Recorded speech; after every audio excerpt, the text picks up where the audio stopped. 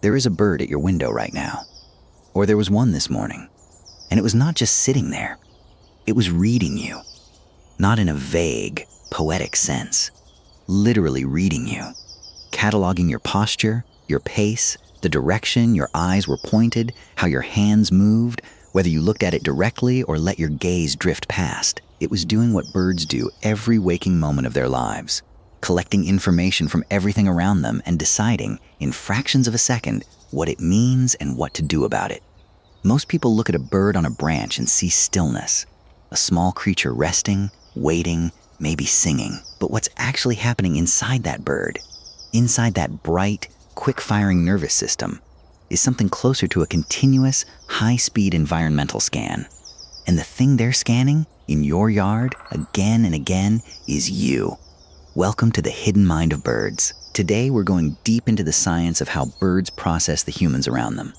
What they're actually looking at when they look at you, what signals they're reading, how they build a profile of you over time, and what it means when a bird decides you are safe. Stay until the end, because the last behavior we cover is the one most people never see coming, and once you know it, you'll never look at a bird the same way again. Sign number 1. They clock your eyes first, and it changes everything. The next time a bird lands near you, pay attention to its head. Watch how it tilts. What you're witnessing is not random. It is a bird solving a visual problem that no human eye faces, and solving it in real time while also weighing whether you are a threat. Birds are largely lateral-eyed animals. Their eyes sit on the sides of their heads, giving them an extraordinary field of view. A mourning dove, for instance, has a visual field close to 340 degrees. But this design comes with a trade-off. The zone of sharpest focus, the fovea, is not centered on the beak the way human focus is centered on our nose. A bird looking directly at you with both eyes is not seeing you clearly. A bird tilting its head to bring one eye's fovea to bear on you is. That tilted, sideways gaze is the sharp focus gaze. That's the bird studying you precisely. Researchers at the University of Bristol found that European starlings specifically track the gaze direction of human observers. When a person nearby looked directly at them, starlings were more likely to flee, and they fled sooner than when the same person looked away. The eyes alone functioned as a threat signal, not the body, not the noise, the direction of human gaze. What this means for your yard is this. A bird that has turned its head sideways and is holding a still, focused gaze on you is not being decorative. It is making a risk assessment. It is deciding, based on where your eyes are pointed, whether you are hunting or simply existing. And if you have ever wondered why birds seem calmer when you look slightly past them rather than directly at them, there it is. They felt your gaze, they measured it, and they chose to stay. There is something worth sitting with in that. Sign number 2. They have been timing you for weeks. You might feel like you are meeting the birds in your yard fresh every morning. They do not share that feeling. Birds, particularly the highly social species that make up the bulk of backyard bird communities, black-capped chickadees, American robins, house sparrows, dark-eyed juncos, are capable of learning and retaining individual human identities. Not your name, not your history, but your pattern, your silhouette, your pace, your predictability or lack of it. Groundbreaking research from the Cornell Lab of Ornithology and later expanded at the University of Washington looked specifically at how American crows, corvids, the most cognitively advanced birds likely to visit your yard, responded to individual human faces. Crows that had been captured, banded, and released by researchers wearing specific masks subsequently scolded, dive-bombed, and tracked only those mask wearers. Sometimes for years, sometimes across multiple city blocks. They shared that information with their family groups. The threat profile of one human face, learned in a single encounter, was still active in the crow population 5 years later. Crows are exceptional, but the underlying principle holds across many species. Research published in PNAS showed that individual birds can distinguish between different human observers using visual cues alone, adjusting their behavior based on whether a specific person has previously posed a threat. Your regular presence at the window, your consistent, slow movements at the feeder, your habit of standing still. It does not go unrecorded. The birds in your yard are not greeting a stranger each morning. They're re-evaluating someone they already know. Sign number 3. Your body language is a vocabulary they have already learned. You have never had to teach the birds in your yard what a predator looks like. They arrived knowing. The forward-facing eyes, the bilateral symmetry, the upright walking posture, the arms that swing. These are features that overlap heavily with the body plan of mammalian predators.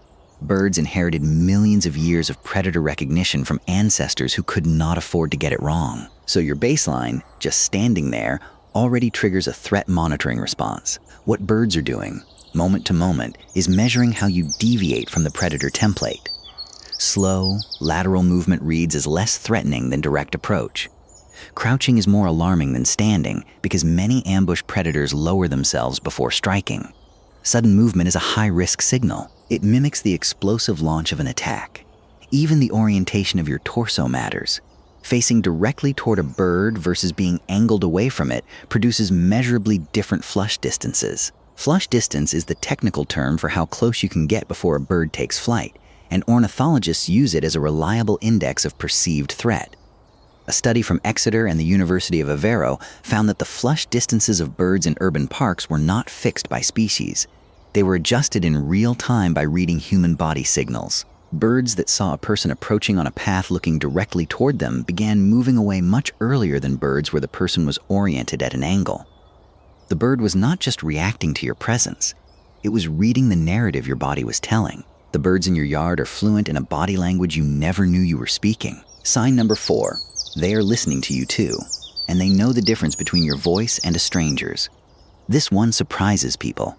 The study of avian acoustic discrimination, how birds parse and categorize the sounds of the creatures around them, has expanded dramatically in the last decade.